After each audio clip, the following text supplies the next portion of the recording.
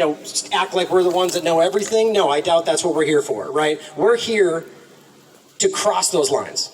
Right? We want to reach those people that agree with what we're talking about, regardless of whether they feel or have been told they shouldn't be because we have a certain opinion. Yeah. Because you're left or right, or maybe you realize that both of them are fake. Yeah. Right? That's the idea. Yeah. So it's all about crossing those party lines. And it's not just party lines. It's about racial lines. It's about any line that they want to draw that makes your neighbor look like he's not on your side, or she's not on your side. The point is that as this community, we need to come together to fight back against the real enemy here, if you want to use that term. I believe that's the correct term, and that is the government. That is the authoritarianism. I was mixing words together. You can call it tyrannical authoritarianism. You can call it any number of things. Totalitarianism. That's what we're dealing with today. Now, people that don't want to be okay with that because it sounds a little too extreme. We are in a situation today, right now, where we can see things happening that haven't happened for a very long time in living memory, things that we can point to. You have Holocaust survivors standing up going, this is way worse than what I dealt with. And if we had said that before, people would call you insensitive, racist, whatever, but that's their words. They believe what we're dealing with today, in many cases, is worse than what they had to deal with. And that just shows you where we are today. Now, realizing on top of all of that, the system I'm discussing, the political lines they're drawing, is an illusion. That's really important to me. Now, that doesn't mean that people out here don't associate with certain political views, or that you maybe think you're a conservative or a liberal or left or right or whatever, that people have identities. That does exist. What the illusion is the government's belief in those things. They don't care what side you're on, what party you're on, what your belief is. All they care is that you do what you're told, that you fall in line, that you do what is best for the government to continue. Now, some people believe that is what's best for you, but it's not. And historically speaking, we continue to see that. So the idea is that we stand up in unison and show them what else can happen. And this is what I'm leading to in regard to our counter communities. Yeah. Right? This is something that Derrick's talked a lot about, something that I'm actively getting more invested in. Because those of you that watch my show, you know well that what I'm actively trying to do is point out the illusion, point out what they're lying about, so you can have the tools to fight back. But we need to begin to shift, as everybody so far has spoken about today, into solutions, how we are going to continue forward. So that's really what we're talking about today. All of that leads to dividing and conquering. And I think that's the premise that they're driving towards with everything they're doing, is keeping you guys fighting each other instead of realizing who's actually putting these things on you. Which leads to the concept of vaccine mandates, which obviously is one of the primary issues that is, in my opinion, that's happening today. There's a lot of things we could point out, as I've done many times, around just discussions of masks, the information around them, and things that are very clearly, at the very least, not sound. That they're telling you they know for sure when ultimately it's not decided. Or in my opinion, it very clearly is. But regardless, that they don't have the answer, not the truth in front of you. But they're driving in these vaccine mandates now, and that is dividing us along very similar lines that have happened before. But what's interesting is you will begin to see something they really don't want you to see, something that really frustrates and upsets them, they're trying to hide with everything they're doing, is that this is nonpartisan. What you're dealing with today is nonpartisan. There are people on all walks of life, like I said before, left, right, or people that see the illusion, that are agreeing that you shouldn't be able to force that on somebody. Maybe they stand up and they go, well, you should wear a mask, or this is super dangerous, or you should get an injection, but you shouldn't be able to force it on them. And that is the line that I'm drawing. Right, that is what we did today. All these communities, all the businesses we were talking about, they were the ones that were willing to let you make your choice. Some of them may even think you should be wearing a mask, but they're willing to let you choose, as I said before. And that's really what the big part of this is leaning into anybody who's seeing things the same way you are, that believe in your right to make your own choices. Yeah. Woo! Now, one thing I want to talk about in regard to the manipulations here is that we are seeing this transition happen right now between the vaccine passport and an immunity passport. And this is a really important point that we need to understand, because if you're confused about why suddenly the entire Western world forgot what natural immunity was, it wasn't by accident, in my opinion. It is because this is a means to an end. If you think we're about to win because they're going to allow you to write down your natural immunity on your immunity passport, then you're wrong, because we didn't win. The immunity passports, that infrastructure for where they're going, whether it's the next claimed virus that's happening or climate change lockdowns or whatever's coming next, that will be that passport that you need to go by, whether it's social credit and everything going forward. We've seen this before. This is modeled after things that are happening in China right now. Despite our government pointing them as the problem, they're modeling everything that they've been doing. Right? This is where this is all going, and it's larger than just one country, which I hope we can see.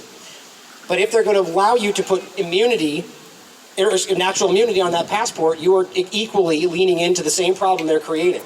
Now, this is something that's happening on all sides. I want people to see this. The left or right, Republican or Democrat leaders, they are out there letting this become the case. We're now seeing Republican leaders say, well, we just won. We're going to let you put that natural immunity on the passport. And a lot of people in that two-party system are going, yay, we just won.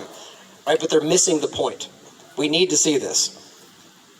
Now, on top of that, one of the illusions in that same process that they're using to justify those things is fully vaccinated versus everything else. And this is how it's being lumped together. Now, you might have just seen Walensky from the CDC openly talk about this. This was 2 days ago, 1 day ago, openly telling you that the definition of what is fully vaccinated is about to change.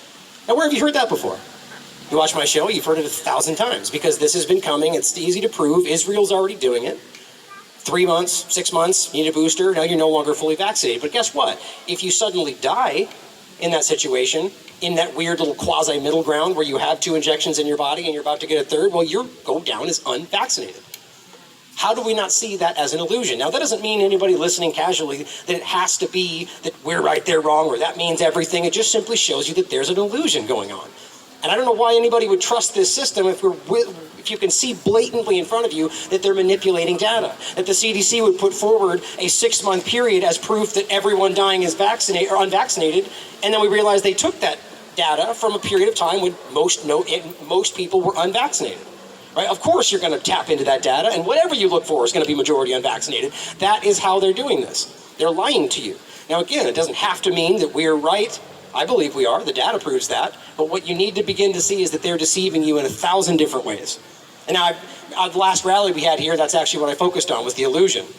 But today, of course, we're focusing on solutions, so I hope you'll check that out. Go to our websites and look at what's going on, because a lot of it is dishonest. Now, it's also important to keep communicating. Keep doing things like my show. Keep doing things like shows you may have. Speaking out to people you meet.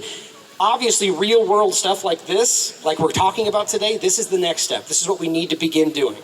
Going out, shaking hands, talking to people, meeting people. But we need to continue the conversation. A lot of people are saying, well, enough talk. We need to get out there and take action. And I agree with that, except enough talk. We need to keep talking, because this is how we keep the dialogue going, how we keep people seeing what's happening. If we all just jump to the streets and stop talking, well, we're going to miss the next 30 illusions, the next 20 deceptions they're throwing at us to the next step. Right? If we think that they don't plan this stuff years, decades in advance, then we're deceiving ourselves. We need to think long. Now, ultimately, to kind of end my part on this, I think the real big solution here is something a lot of the speakers have touched on, driving into, is that we need to begin to create our counter communities. Now, that doesn't necessarily have to be somewhere in the middle of nowhere. It can happen right here, right in Franklin, or right whatever town you're in. The point is that you need to seek out these people. Do the same thing when you go home to your hometown. Have your own little rally. Put up flyers. Talk to people. Find people like yourselves that simply agree that you have the right to make your own choices, and start your community. Start your communication. Have meetings. Discuss ways that you can circumvent certain things. The banking system, medical establishment. Find ways that you can circumvent that. Because we all see it happening right now. Doctors, pharmacists, lawyers, everything you could possibly imagine. People are being fired for standing up for that choice. Those people think like you. So find those people. Tell them that you have land that you want to let them start a practice on. Tell them that you can operate out of your backyard. It doesn't matter. Find ways around this and start your counter communities, because it's the only way this is going to happen. Things like peer-to-peer economies. They've been trying to fight this stuff for as long as I've seen it. Trying to undermine it, trying to work it back in with the system, because if it's not going through them, there's no real control there. They don't like when we go person to person and exchange things and then we're done. They need their cut. Now, that used to be something that Americans didn't agree with, but now it's just slowly been turned to I make this joke all the time. I remember when Reagan says, the scariest thing an American can hear is, I'm the government, I'm here to help. Right? Think of how much has changed since then. Now it's like, that is what they're asking for. Right? And all that time, they worked at changing your opinion. Right? Those of you that are here today are ones that are still thinking, yeah, that scares me.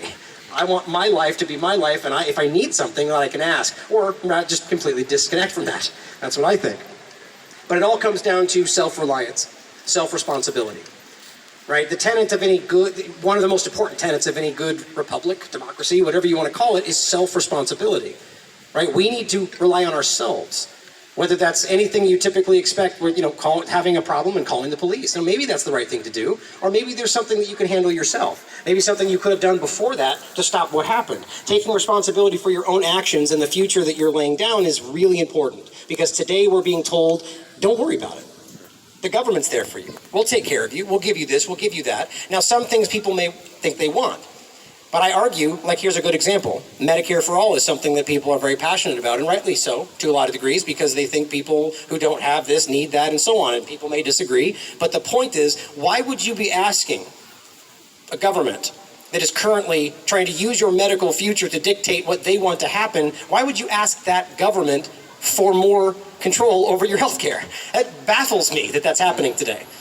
But the problem is that people fight from a position where they think they can change things from within the government. And I just simply don't think that's possible. I think we're seeing that pan out in front of us right now. This is the culmination of decades, centuries of planning to make what they want happen.